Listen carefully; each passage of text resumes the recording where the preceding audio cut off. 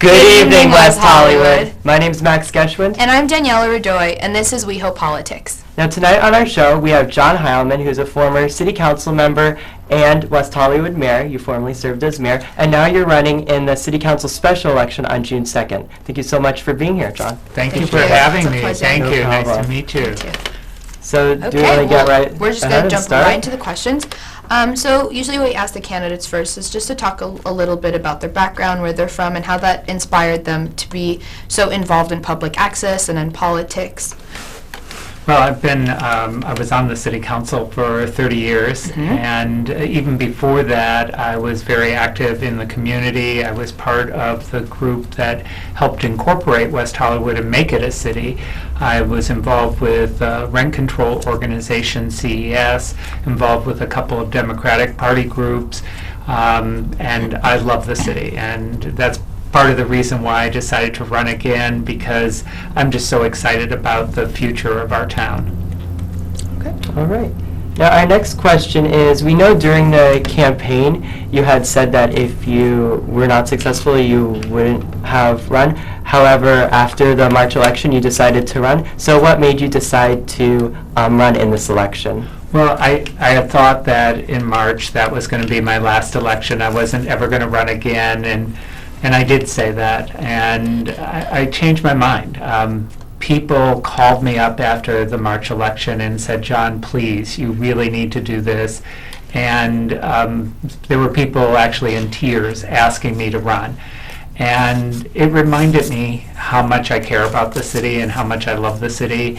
And I didn't want to see the city turn in a bad direction. So that's what really inspired me to change my mind and throw my hat into the ring. And what was great is once I made that decision, within a half hour I had all the signatures I needed. There were people rallying around me, so it was exciting. That's good. So we know that in West Hollywood, especially down our busiest streets like Santa Monica, we face a lot of traffic, and I know pedestrian safety is one of the big topics that all the candidates are stressing about. So what would you do to improve the flow of traffic and, ensure pedestrian safety in West Hollywood? Well, there's two things that I'm really working on. One is a long-range solution, which is to get some of that traffic off of our street. We need a metro system that goes through West Hollywood. Been working with our county supervisor, Sheila Kuehl, our state senator, Ben Allen, to get a route that would take some of the through traffic off of our street. A lot of the traffic is not coming to West Hollywood or starting in West Hollywood. People coming from the valley, coming over, going to jobs on the west side. And if we had a viable transit system coming through West Hollywood, a lot of that traffic would disappear. And the second thing, we have to do a better job of synchronizing our signals. And part of what we did in the last year was to address the crosswalk safety issue by we're going to put in pedestrian activated signals, and those will then be tied to the actual intersections. So right now what happens, people want to cross the street, that stops traffic, but it's not tied to the lights. So and people could cross every second. But if we have a pedestrian activated signal, they'll have to wait until they get a walk sign, and that will be tied into the lights. And I think that'll be safer for pedestrians, better for traffic flow. Where would the money for this come from, for this new, is it a technology, or is it, how does that work? It is technology, but we do have money. We have money that is set aside in reserves for capital projects, and it's just part of our regular operating budget that we would be implementing those kind of improvements. All right. Well, I want to shift over to the subject of families that are living in the city, because I think it's slowly becoming an important issue in this campaign, especially where we are seeing a lot of families with young children move to the city of West Hollywood. However, we see this happening where as those children maybe grow up to more middle, high school age, those families tend to move out of the city because it's not affordable for them. Maybe they move to more family-friendly areas such as the Valley. So what would you do if you were elected to the council to attract families not only to move to West Hollywood, but stay in West Hollywood? Well, it's difficult because a lot of our housing stock is apartments and condos, and I think as kids get a little bit older, people want the traditional single-family home. They want the backyard. They want a street where the kids can go out and play. So I do understand that a fair number of parents move away.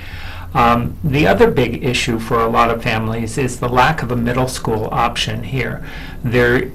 Kids who are going to public school, they can go to Rosewood, they can go to West Hollywood Elementary, but when it comes to junior high, they typically have to go outside of the city, and that's a challenge for some of the families. And we've been working with the school board and the school district to try to identify an option whereby those families could stay here. And there's Laurel Span School. The Laurel Span School, Right, yeah. It doesn't serve that many people, Right. and particularly the parents at West Hollywood Elementary School. They have a very cohesive group. So we're looking at ways that we could at least keep them together as a cohort so that they could provide that kind of support at a middle school.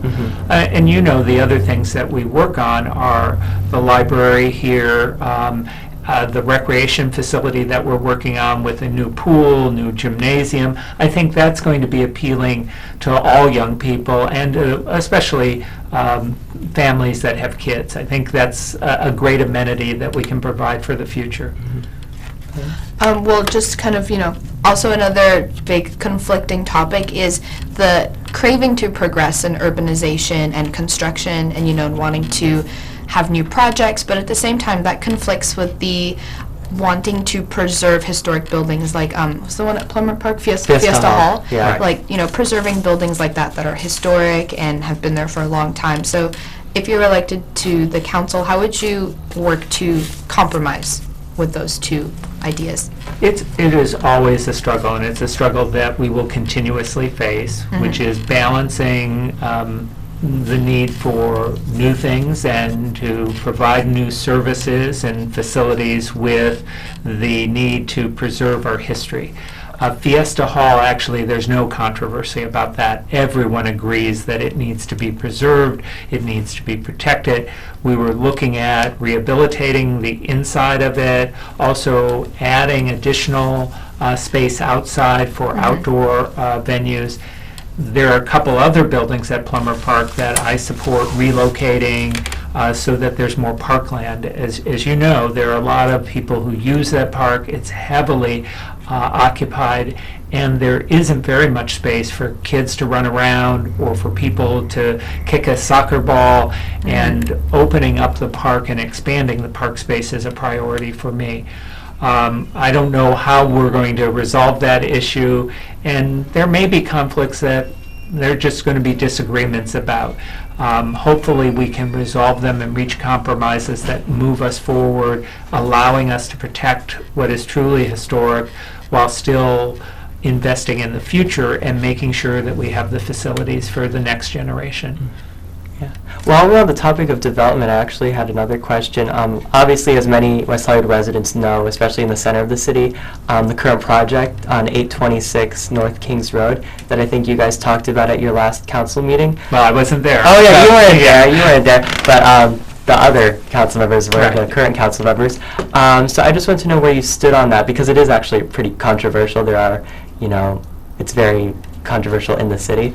So are you for it? Are you against the project? Well, I think the council did the right thing, and it would have been what I would have done as well, Right. which was the project needs more work. Clearly, there's a lot of people in the community who are concerned about the size of it, the density of it, the parking issues with it. And before March, I had actually met with some of the neighbors, and I had met with the developer as well, and I told him, the developers, this project needs to be scaled down. I think there are some people in the neighborhood who don't want anything built. I think there are some people in the neighborhood who recognize something will be built, but they feel that what is proposed is just too big and it has concerns and issues. I think some of those issues can be resolved. And I think the developer has already heard some of the message that the size of the project is a problem. And I think eventually something will come around to maybe satisfy some of the concerns of the neighbors, maybe not all of them, but I think there will be a project that is developed there at some point that will be more compatible with the neighborhood. That's certainly what my hope is. How big was the project that was proposed? It was 5 stories. Right. In that neighborhood, as you know, there's a lot of 3-story, 4-story buildings. And so having a condo complex there is consistent with what else is in the neighborhood. I think some of the neighbors were concerned about the size of it and whether it would set a precedent. The design of the building is very modern, and I think a lot of people had mixed feelings about that, but I don't think it was the design so much as the height and the density of the project that caused people concern. Okay. What's it called? So I don't want to talk like negatively about the city. I know it has a lot of issues, but West Hollywood is a flourishing city. You know, we're kind of like the melting pot, if you will. We have the Soviet immigrants, we have the LGBT community, we have families with young children, and on top of that, we have a AAA bond rating. Right. We have millions of dollars in revenue. So the city is obviously very successful as it is right now. Obviously, there's issues, but in the grand scheme of things, it's successful. So as council member, if you were to be elected, how would you build up on that success? Well, I think we can always improve. We can always improve, like our park here. We're adding a recreation facility, and we'll be able to remove the old recreation facility and expand park space. I think that's an improvement. We always have to look at new technology and new considerations. There was a time many years ago where angled parking was seen as something that was a positive. You could get more parking spaces, but along Melrose, it's been problematic. It's not always safe to back out. So you have to always reevaluate. And then, as you know, technology is always changing. There may be new ways to serve the public, new ways to communicate with the public.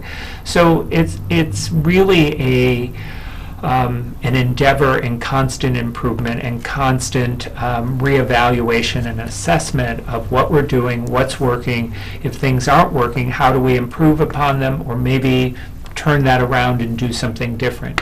The same thing is true with social services. Many years ago, you never would take homeless people and put them into shelter unless they were drug and alcohol free. And that turned out not to be a real good solution, because you couldn't really address the drug and alcohol problems while people were homeless. So the new model is get them into housing and then address maybe their mental health problems or their substance abuse problems. So there are changes in thinking as we learn more about problems. We sometimes learn different approaches and new solutions. All right. Well, moving on, I want to go to City Hall, which obviously recently has been the subject to much controversy. So I just wanted to know what you would do to maybe resolve the issues within City Hall, mainly the council deputy system, if you would favor keeping it as it is or changing it up. I just want to know what your thoughts are on the recent controversy. I think it needs to be changed. I don't think the public supports it. I think that it has been a problem. It has politicized the city council offices in a way that's not healthy. And really what we need are people who are providing those support services to the council, but whose primary role is to serve the public. There were some council deputies who wouldn't take constituent calls. To me, that's not appropriate. That's their job. And then as council members, we're part-time. We can't be there all day to supervise and monitor what they're doing.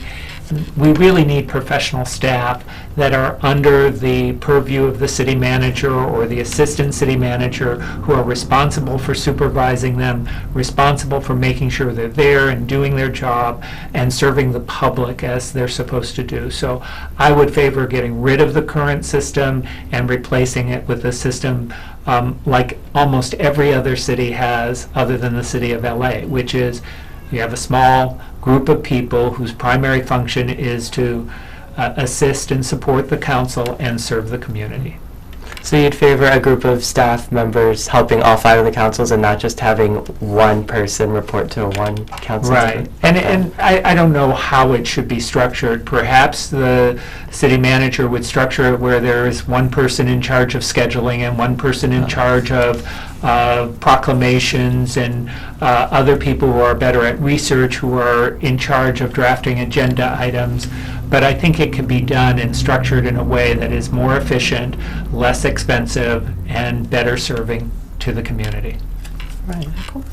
Well, for the viewers that might not know this, you were on the council since 1984? Yes. Right? Before you were born, right? Way before I was born. So kind of a two-part question, but what was your proudest achievement for the city?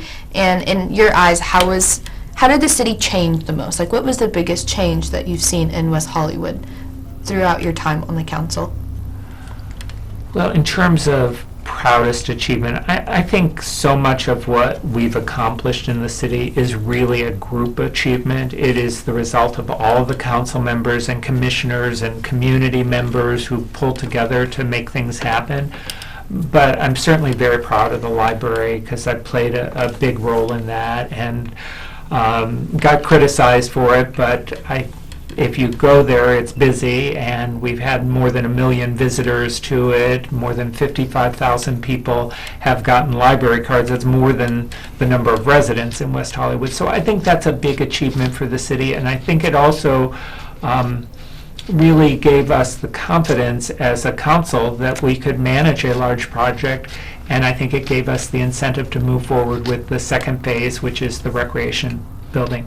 But there's been so many things in the city, from Santa Monica Boulevard, taking that over, widening the sidewalks, removing all those old telephone poles, putting in the median islands.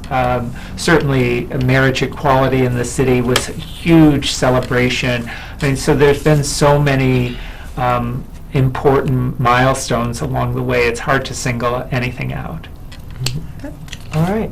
Well, I want to shift over to the campaign and just basically to strike some differences between you and the other candidates. So I just want to know what makes you unique and different to the 3 other individuals that you're running against in this election.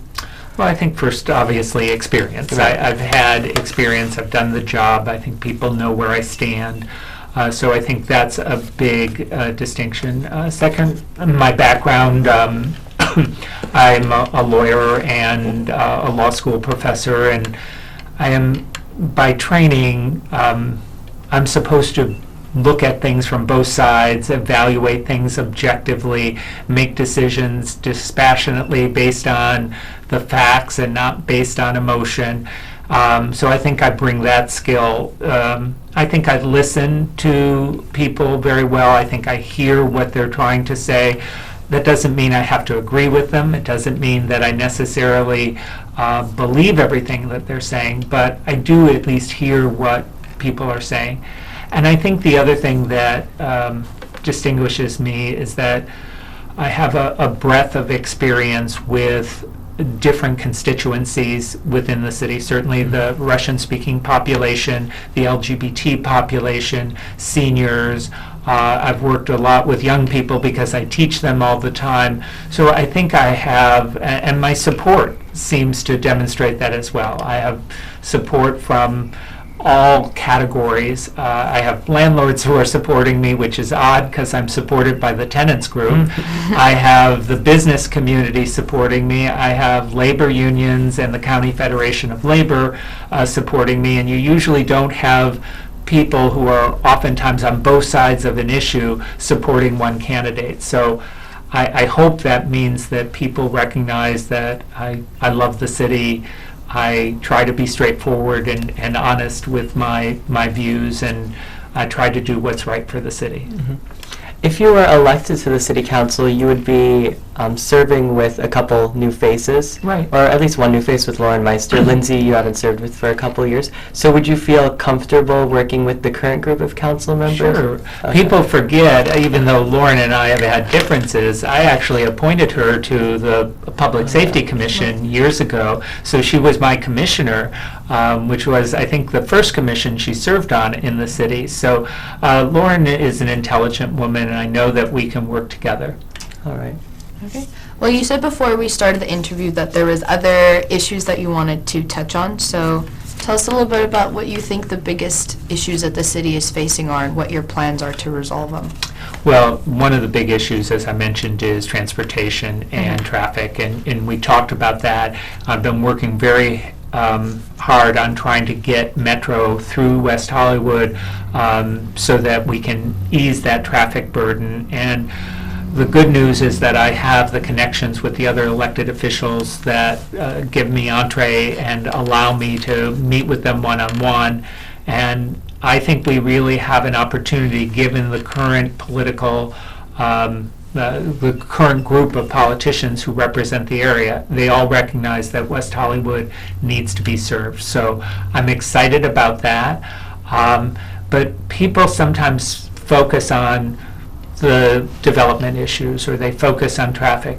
But running a city involves a whole range of things. It involves all of our social service programs, overseeing our contract with the Sheriff's Department, making sure that the Russian-speaking community is served, making sure that we're looking out for younger people in the community. And I think I have the experience to do that.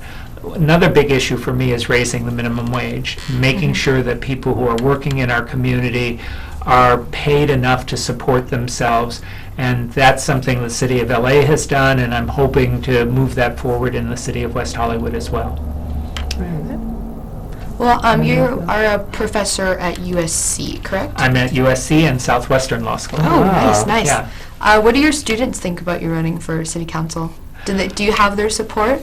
Yeah, I would say a lot of them don't live in West Hollywood. They come from all over, but many of my students, either if they live in West Hollywood or near West Hollywood, they're always asking me, what can I do to help? And I have to be very careful because I'm there as a professor, and I don't want to make them feel that they need to support me to get a good grade, or that if they didn't support me, they would get a bad grade. Certainly, I don't want to do that. But there have been a number of students who just voluntarily have come up to me and said, oh, as soon as finals are done, we're coming over and we're going to help you. And, oh, I've been telling all of my friends in West Hollywood that they have to vote for you. So that's nice. That's nice. Really nice. And the students get to vote for me, and they just voted me as the marshal for the graduation at Southwestern. Oh, wow. So I have their What support. do you do as the marshal? Yeah, what do marshals Well, you get to walk in first, Oh.